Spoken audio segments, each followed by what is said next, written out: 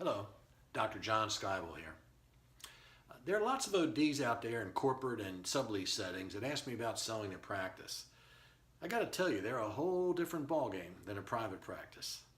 Surely they have to be worth something, right? Well, I have to admit, I guess they are, but I'll be damned if I know how much.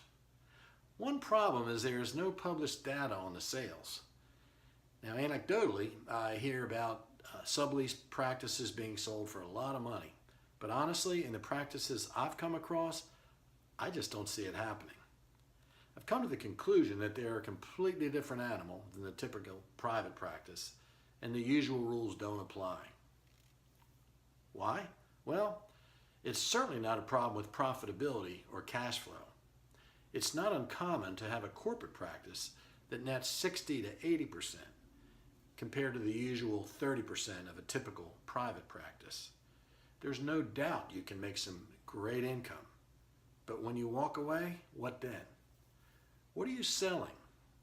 Is there really any goodwill? Now, goodwill is an intangible asset. It's what assures the buyer of the continuation of future profits. When a buyer purchases a private practice, he's buying the charts and that current stream of patients. But what about a corporate office? I don't care how great a doctor you are. The goodwill is not the doctor's office, but rather the optical. Like it or not, if the original doctor moves out and takes his charts, another doctor can easily step in and hardly miss a beat. So the question I ask the seller is, if you leave, what's to keep a new doctor from stepping in and taking over? And he can do that for free.